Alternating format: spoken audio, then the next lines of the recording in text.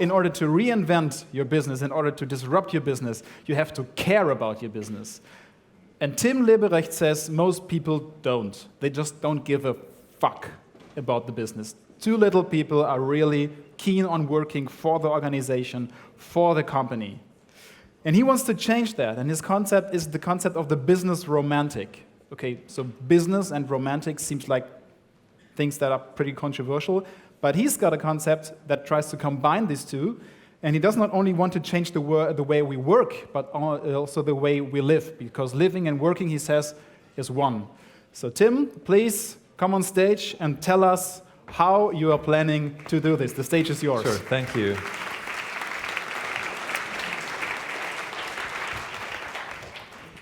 Wonderful to be. I always wanted to be on the Schmitz Tivoli stage. I lived in Hamburg. It's amazing.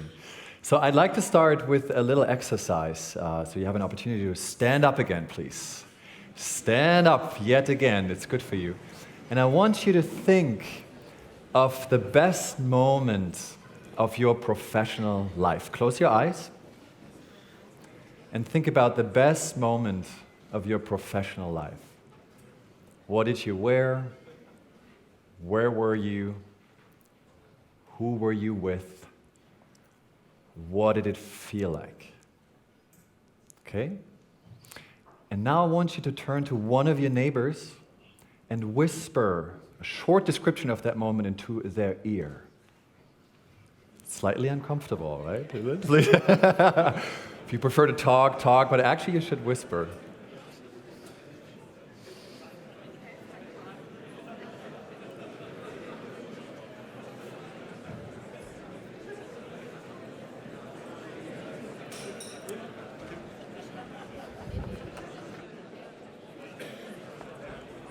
All right, lots to talk about. Interesting. So we'll come back to that. Have a seat. The presentation will start. Interesting exchange. Okay. So I want to start off with a moment that I believe is shaping our societies, our businesses until today. And that moment occurred 200 years ago in 1816, in the summer of 1816. And it is also known that summer as the Summer of Love, when a curious group of British poets, including Lord Byron and the Shelleys, descended upon Lake Geneva in Switzerland to celebrate, fueled by copious amounts of opium and alcohol, to celebrate the formation of a new movement against the prevailing sentiment of the time, which was reason and enlightenment. Of course, I'm talking about the original Romantic movement.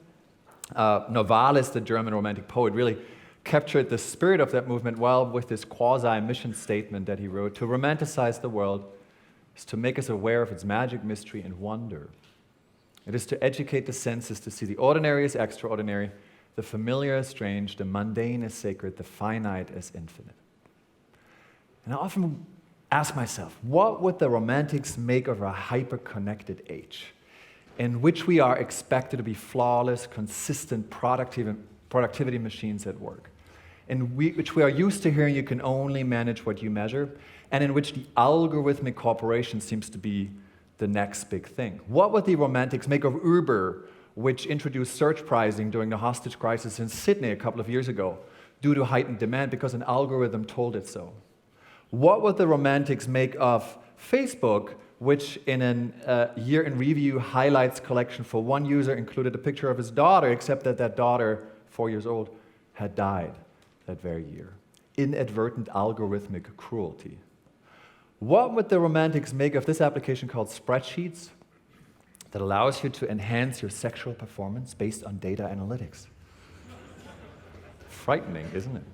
And if that doesn't work, you can use this service, Breakup Text, to send automated breakup text messages to your loved one or not so loved one. Or you can use this service called Invisible Boyfriend. I understand there's an invisible girlfriend in beta.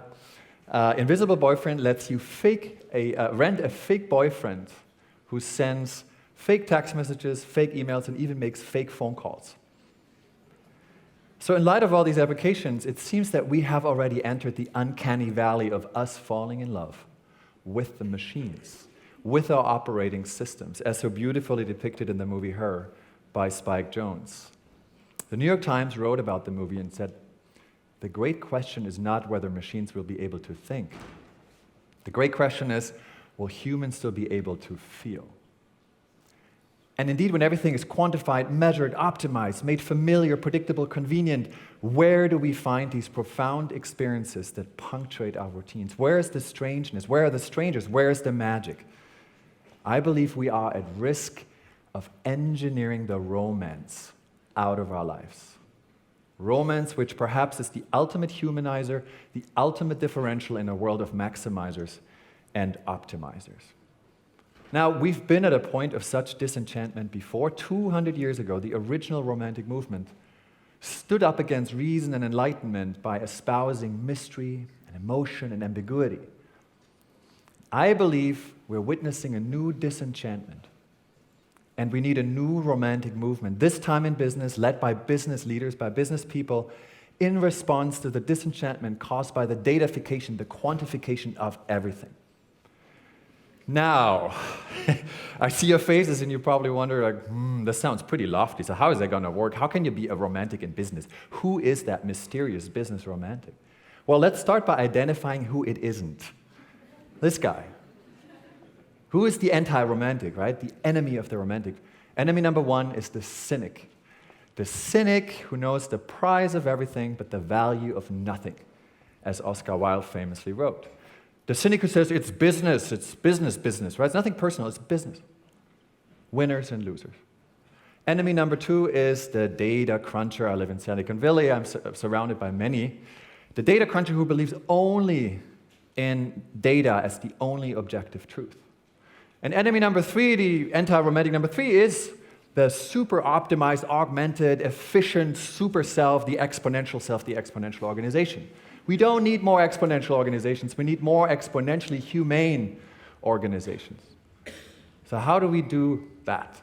How do we actually design for romance? What are the design principles of romanticism? So I identified rules, what I call the rules of enchantment, and three of which I want to share with you today.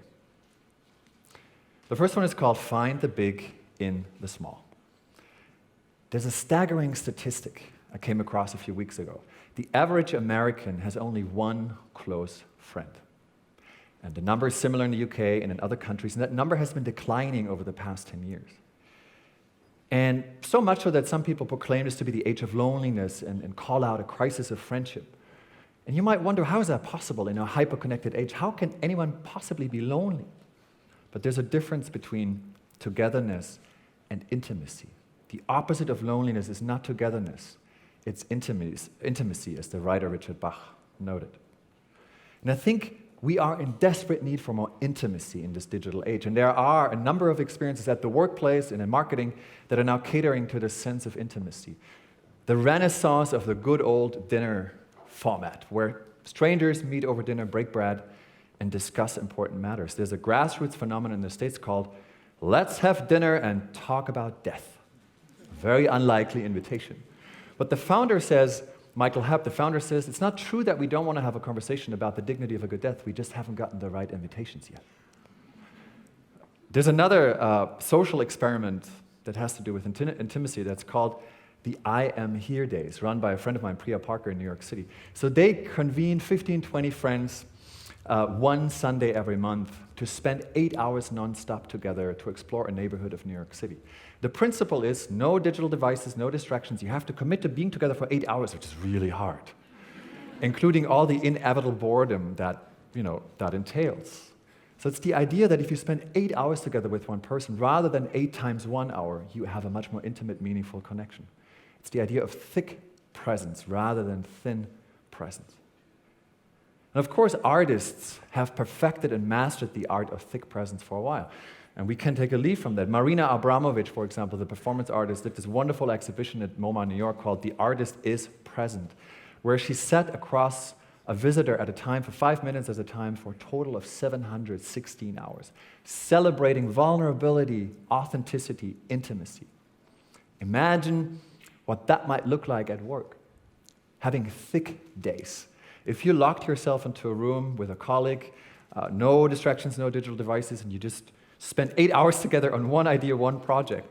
Or you went on walking meetings, right, which of course are fostering intimacy, but also, as neuroscience tells us, are more productive. In fact, the most productive meaning occurs at an average pace of 1.8 miles per hour.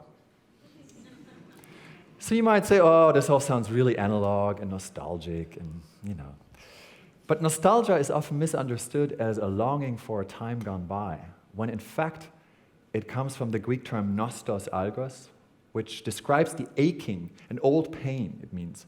It describes an aching from the suffering, the longing for something profound, something existential that we have forgotten and disconnected ourselves from.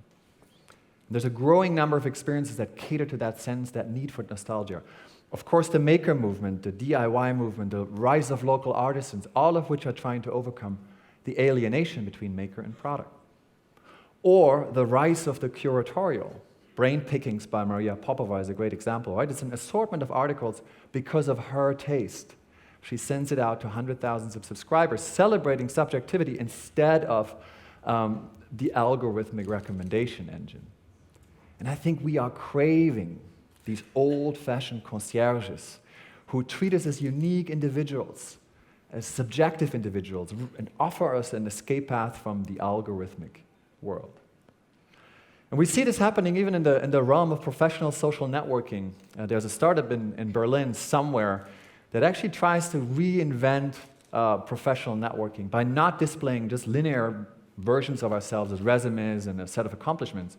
Not like LinkedIn, where you endorse people you don't know for skills they don't have. This is much more about the multitude of our personalities, our passions and projects at work, about a more intimate version of ourselves at work.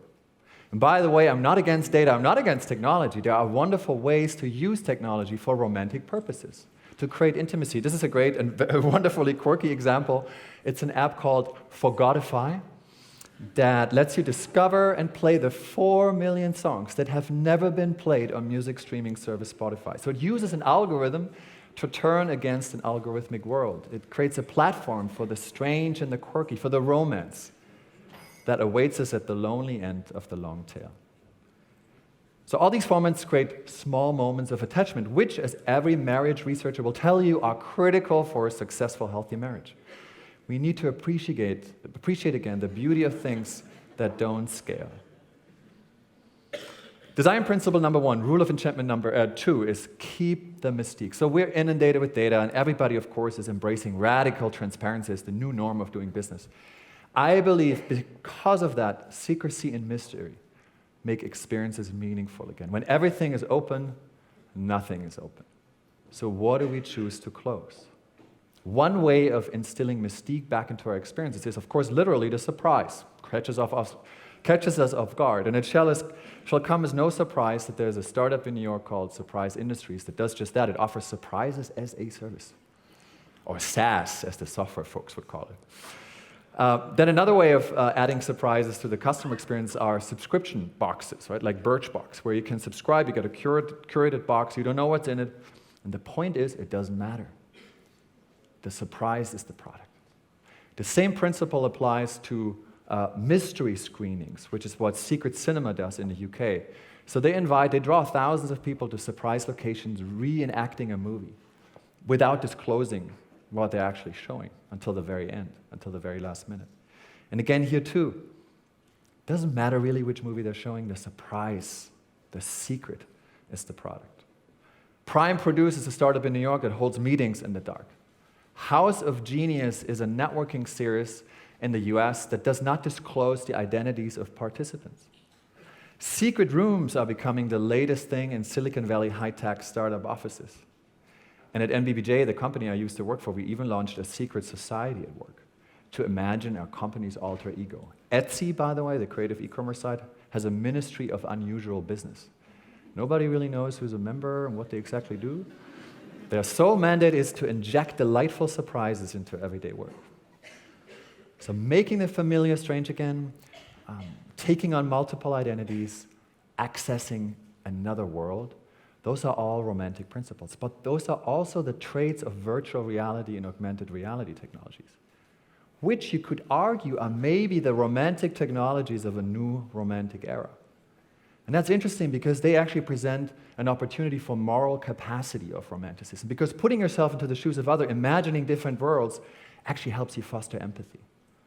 And that's exactly what the world leaders did at the World Economic Forum in Davos last year. They were given AR, VR glasses, and they basically transported themselves, beamed themselves into refugee camps, fostering empathy. So I came all the way from mystery to empathy and back, but all these formats create a new form of scarcity, things and experiences that we never really fully possess, we never really fully comprehend, and that don't last, which of course, unfortunately, is also a hallmark of romance.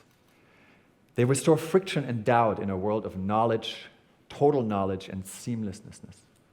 The brand agency Lender published a report a few weeks ago that said, TMI, too much information, is the new paradigm of doing business. I believe not enough information. NEI is far more intriguing. Knowledge might be power, but not knowing is the much more powerful experience. That brings me to the last of the 3 design principles and rules of enchantment. It's called suffer a little, which highlights the fact that romance is not identical with happiness. You have skin in the game, there's a dark side to it. But that is counter to the way we design most of our workplace and customer experiences, which are all designed for instant gratification, ease of use, comfort, and convenience. Ultimately, probably resulting to Amazon delivering everything we desire via drones to our doorstep. And yet, at the same time, why is it that we camp out in front of Apple stores, right, when a new product comes out, day and night? Why is it that we climb up the mountaintops of the Alps just to see the leading bikers of the Tour de France fly by in seconds? Why is it that more than 50,000 people just a couple of weeks ago embark on this annual pilgrimage to the Burning Man Festival in the Black Rock, Nevada desert, celebrating radical self-expression, essentially losing control?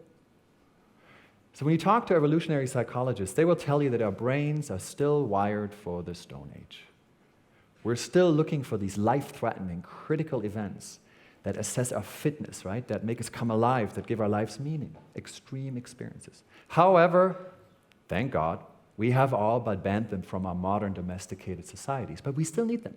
So what do? Well, we go bungee jumping, skydiving, we run ultra-marathons, or we go to IKEA. IKEA has perfected the art of suffering. IKEA has perfected the art of frustration. Right? If you're going to IKEA and the parkour is like the 7th circle of hell, if you try to assemble a Billy Oslo clip-on piece of furniture, it's like a painful reminder of your own existential incompetence. Right? It's an exercise in sacrifice. Frustration is part of the equation, and they know it. And the same principle applies to loyalty programs as well. We never cash in on our frequent flyer miles, right? It's the promise of permanent unfulfillment. It's a very romantic proposition. Another example of suffering is a nightclub in New York called The Box. The owner, Randy Weiner, was once asked about the success factors of The Box. Why are you so successful? And he said, well, it's very easy. We study very carefully what our customers desire, and then we do the exact opposite. Which means that in the case of The Box, if you buy the highest priced ticket, you end up in the kitchen doing dishes. You're pushed out of your comfort zone, that's why it's meaningful again. And I don't have to remind you of that, right? The ice bucket challenge. So the greater the labor of love, the more meaningful the experience. The more we sacrifice, the more we suffer, the more we belong. So ask your customers to make an effort.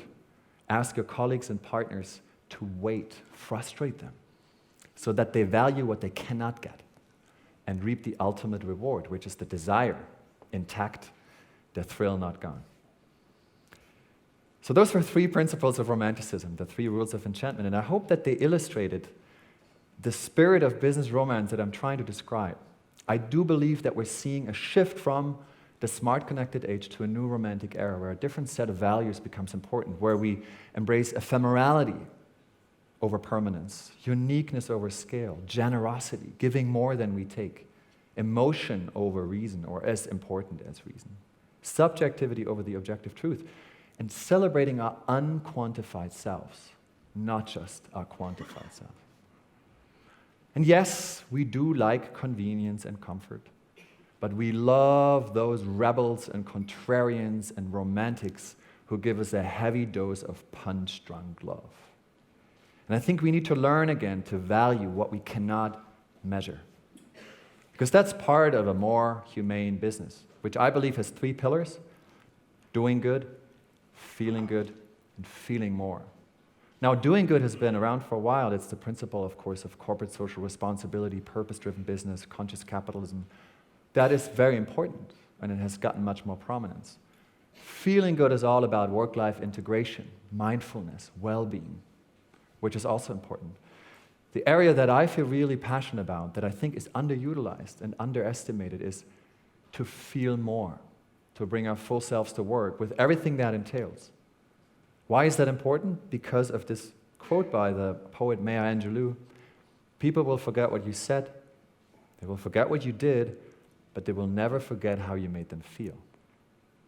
And in business, as my friend Jochen Breuer always points out, we actually focus 80% of our time on the hard facts, right? Data, numbers, spreadsheets, and we underestimate the bottom of the iceberg, relationships, emotions. We should invert it. We should spend much more time on the so-called soft factors because they're becoming more important, especially in an age of automation and quantification. So I think going forward, organizations have a choice. There's two paths in a post-human, automated, quantified world. One is to become the Amazon, right, of your industry, which is a super optimized, brutally efficient, super quantified organization that is not so touchy-feely and probably very inhumane. Or you can be a very data-savvy company, like Airbnb, that is very smart in leveraging access capacity, but having a very romantic principle at the core, which is to put yourselves into the shoes of others, to peek into the lives of others. That's exactly what Airbnb enables: strangeness, an encounter with strangeness. So I believe there is an ROI of romance. It comes with business benefits. If you're not innovative enough, well, maybe you're not romantic enough. Maybe you're not foolish, not daring enough to imagine the possibility of another world. If your customers don't love you, give them more than just solutions to problems. And if your employees are uninspired, well, add some drama, some mystery, some adventure to the mix. I think we must romanticize business in order to humanize it. So I would encourage you to use data not just to demystify, but to mystify, to extend the territory beyond the map, to design not only for convenience, but for friction, to discover without immediate exploitation, to create things that are not only more useful and more efficient, but also more meaningful and more beautiful. We, romantics, just want to feel more, and business is our ultimate adventure. So I want to leave you with a quote by the very wise romantic poet William Wordsworth, who said, to begin, begin. So how do you become a business romantic, whether you are a card-carrying business romantic already, or you're a cynic, or you're a closet romantic? How do you start tomorrow? So it's all, of course, about building romantic muscle, the power of habits. So you can apply the 3 principles I shared and see what they do to your organization, and I promise you something beautiful and unexpected is going to happen. Or you can join the Business Romantic Society, which I founded. Of course, it's secret. You can apply, which is a community that connects like-minded romantics all over the world. We want to exchange best practices and build courage and confidence to claim space for romance and business. Or, and that's a very modest ask, you can just start to view the world of business with different eyes and use the term romance and romanticizing in a different way. Not in a negative way, because so often business people say, oh, I'm a business person, I'm not a romantic. Or you are romanticizing, right? I think they belong together, they must go together. I am a business person, but I'm also an unabashed romantic. And I believe the world would be a better place if we had more romance in our lives. And I believe we can and must find it and create romance through business. Thank you very much.